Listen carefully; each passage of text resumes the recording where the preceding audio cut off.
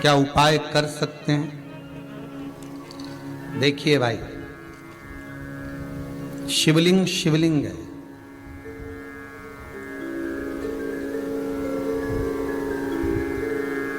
भले वो पार्वती जी का हस्त कमल ना हो, भले अशोक सुंदरी की जगह ना हो, भले अशोक सुंदरी की जगह भले ना हो, और भले उसमें हस्त कमल माता पार्वती जी का ना हो, परंतु शिवलिंग शिवलिंग है।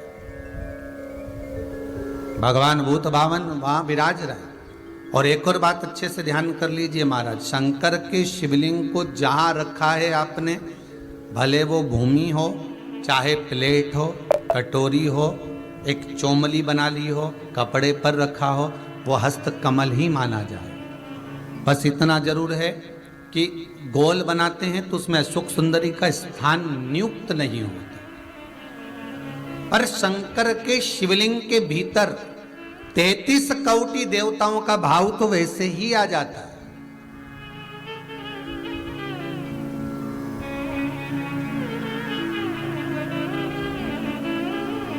किसी ने एक प्रश्न किया, गुरुजी आप बताते हो कि कमर दुखे, हाथ पैर दुखे, पांव दुख रहे हो, कमर दुख रही हो, पीठ दुख रही हो, सिर दर्द हो रहा हो, तो शंकर जी के मंदिर में जाकर शंकर जी की शिवलिंग की बेलपत्र उठाकर शंकर जी के शिवलिंग को देखकर चबा चबा कर खाना है। तो हम ऐसे बेलपत्र खा लें तो घर पर ले जाकर शिवलिंग देखकर क्यों? तो शास्त्र कहता है कि उसके प्रतिबिंब से, उस शिवलिंग के स्वरूप से जो किरण निकलती है, उस किरण से ही तो हमें रोग मिटाना है।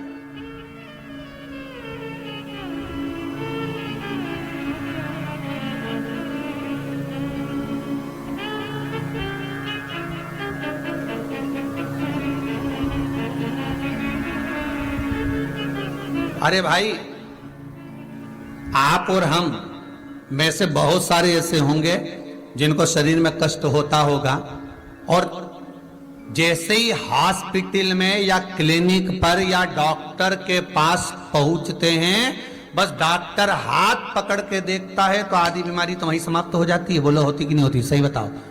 आप लोग तो गए होंगे, हम भी गए होंगे, सत्य बोलना।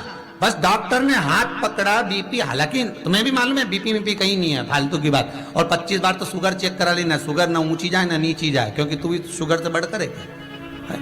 तो अपन भी तो हृदय से मीठा बोलते हैं, तो अपन कम, तो वो सब जांच करा ली, कहीं नहीं निकला। तो कई माताएं आके बोलती है, गुरुजी हमने खूब जांच कराई रे महाराज, कहीं नहीं निकला, पर समझ में नहीं आया, उसके बाद भी पांव दुखे। अर्थात डॉक्टर के पास जाते हैं तो आधी बीमारी तो यही समाप्त हो जाती है, डॉक्टर के पास पहुंचते से बीमारी समाप्त हो जाती है। तो आखिर कारण क्या है कि शंकर का शिवलिंग का दर्शन करें और फिर बेलपत्र को खाएं। अर्थात शिव के शिवलिंग स्वरूप में से जो किरण निकलती है, उसका स्वरूप, उसका आनंद हमारे रोग को वैसे ही हरण कर लेता, हमारे रोग को वैसे ही समाप्त कर देता।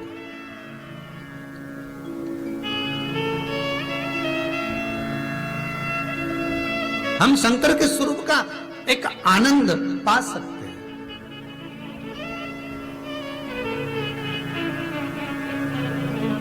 चलो जाने दो, एक और सरल भाषा से समझो। किसी मंदिर में, ये कभी तुमने किसी पुराण में लिखा कि राम जी के मंदिर में जाके एक लोटा पानी चढ़ाओ, कन्हैया जी के मंदिर में चढ़ाओ, माता जी के मंदिर में, भैरव जी के मंदिर में, हनुमान जी के मंदिर में, 33 कोटि देवता का कहीं नहीं लिखा कि एक लोटा पानी चढ़ाओ। पर पुराण में लिखा शंकर के मंदिर में जाओ तो एक लोटा पानी चढ़ाओ, शिवलिंग पर जल चढ़ाओ, गंगा जल चढ़ाओ, जल चढ़ाओ, पर चढ़ाओ जरूर। क्यों लिखा? कारण क्या था?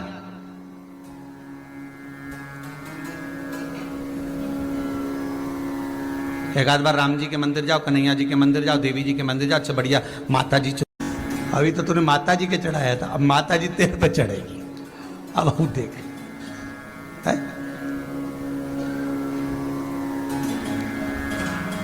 कहीं लिखा है ऐसा है? पर नहीं, शिव के लिए लिखा है कि जल चढ़ाओ शंकर के शिवलिंग पर। क्यों? उसका कारण है, जब हम जल चढ़ाने के लिए जाएंगे तो शंकर भगवान पर जब जल चढ़ेगा तो उस जल का स्पर्श हमारे हाथ से शिवलिंग का होगा तो उससे हमारा कल्याण अपने आप हो जाएगा, क्योंकि सारे आनंद चरण, सारे देवताओं का एक तेजपुंज उस शंकर के स्वरूप में विराजमान है। कहते हैं जब संपूर्ण सृष्टि खंड नष्ट करने का जब समय आता है, भगवान शंकर काय के देवता है? संहार के देवता। जब भगवान शिव संहार के देवता हैं, जब संपूर्ण सृष्टि खंड समाप्त होने का समय आता है, पूरी पृथ्वी जब जल में मग्न होने वाली रहती है, तब 33 कोटि देवता आते हैं और भगवान शिव जी से निवेदन करते हैं सब कुछ आकाश पताल तलातल रसातल सब नष्ट होने वाला है, क्या करा जाए? शंकर भगवान कहते हैं आप सब मेरे पास में आ जाओ और मुझ में समा जाओ। 33 कोटि देवता शंकर के अंग अंग में समा जाते हैं। हम कहते 3.5 करोड़ रोम छिद्र ये मनुष्य के शरीर में है। शास्त्र कहता है 33 कोटि देवता भगवान शंकर के शरीर में है। जब भगवान शंकर के शरीर में 33 कोटि देवता विराजमान हो जाते हैं, शिव के भीतर विराजमान हो जाते हैं, तो हम जल केवल एक देवता को नहीं चढ़ाते, 33 कोटि देवता को चढ़ाकर उसका पुण्य अर्जन कर लेते हैं, पुण्य प्राप्त कर लेते हैं। 33 कोटि देवता को चढ़ा,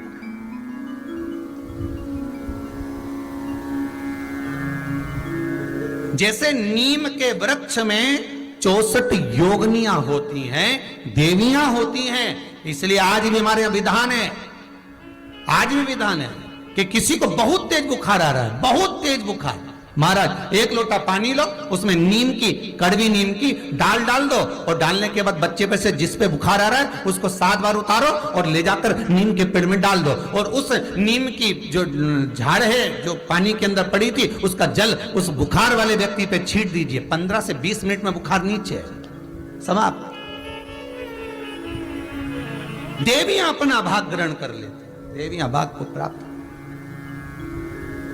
वो तो अब इन सारे वृक्षों की जो महत्वता है, चाहे नीम हो, बेलपत्र हो, शमी पत्र हो, महाराज रुद्राक्ष हो, इनकी जो महत्वताएं हैं लोगों ने अपनी महत्वता दिखाने के चक्कर में इन सबको छुपा दिया। वो तो ये शिव महापुराण को वेद व्यास जी ने लिखा, इसमें सारा वर्णन कर दिया कि कौन से वृक्ष से हम क्या क्या फल प्राप्त कर सकते हैं। एक स्कंद पुराण, शिव पुराण, लिंग पुराण और नर्मदा पुराण, ये पुराण शंकर से ऐसी जुड़ गई जिससे हम प्राप्त कर सकते, जिससे हम ग्रहण कर सकते।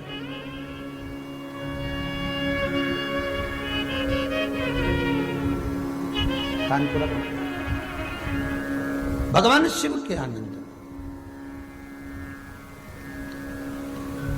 और जब भगवान शिव सुख प्रदान करे, आनंद देवे, शिव महापुराण की कथा कहती है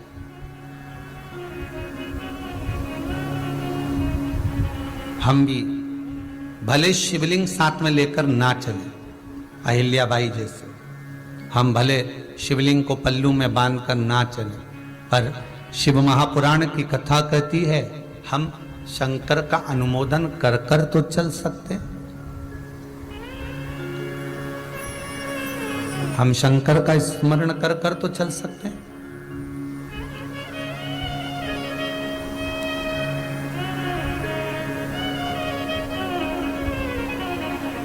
शिवरी नारायण में कथा कही थी, आपको याद होगा। एक कबूतर स्वर्ग जा रहा था, अगर किसी ने सुनी होगी शिवरी नारायण कथा तो ध्यान में होगा। एक कबूतर स्वर्ग जा रहा था, एक पक्षी रेगिस्तान में जिसके पंख पूरे जल चुके थे, पीने के लिए पानी नहीं मिल रहा था, कबूतर को देखा, कबूतर ने उसको पूछा क्या बात है। उसने पूछा कबूतर से तुम कहाँ जा रहे हो? उसने कहा मैं वैकुंठ जा रहा हूं। अच्छा, हाँ। तो उस पक्षी ने कहा कि एक बार भगवान से ये जरूर कहना,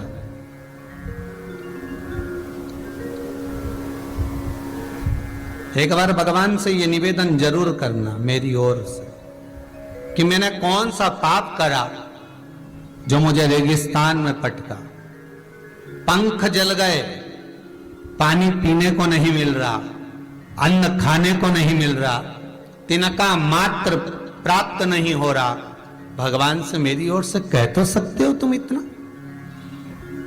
कबूतर ने कहा ठीक है, मैं जा रहा हूं, कहने में क्या जाता है, कह दूंगा।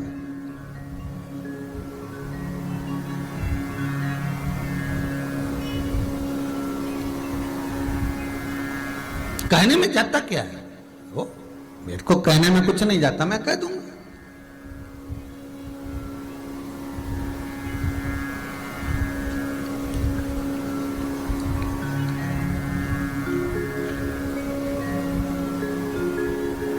अब होता है मन में जो भाव प्रकट होता है, भगवान उसको स्वीकार। एक बहुत भांग घोट कर पीने वाला व्यक्ति तो दिन रात रस नशे में रहे, भांग का नशा 24 घंटा करे और दिन भर बम बम बोला बोले और गोला बोले निपटा ले, बोले बम बोला और ले गोला तो चले। अब खूब नशे में, परंतु उसका नियम था, रोज शंकर जी के मंदिर जाता था और शिव जी को प्रणाम करके और चला जाता था।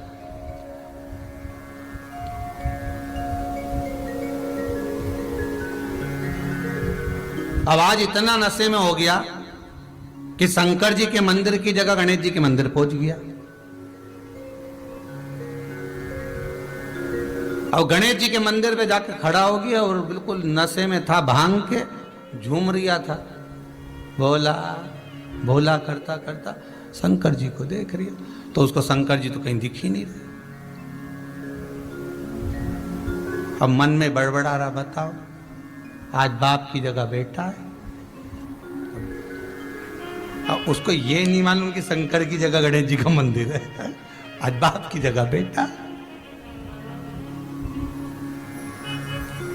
अब बहुत देर तक सोचता रही अब करूं क्या।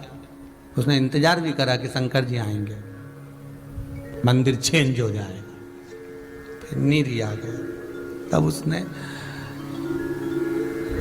पिताजी से कह देना आया था।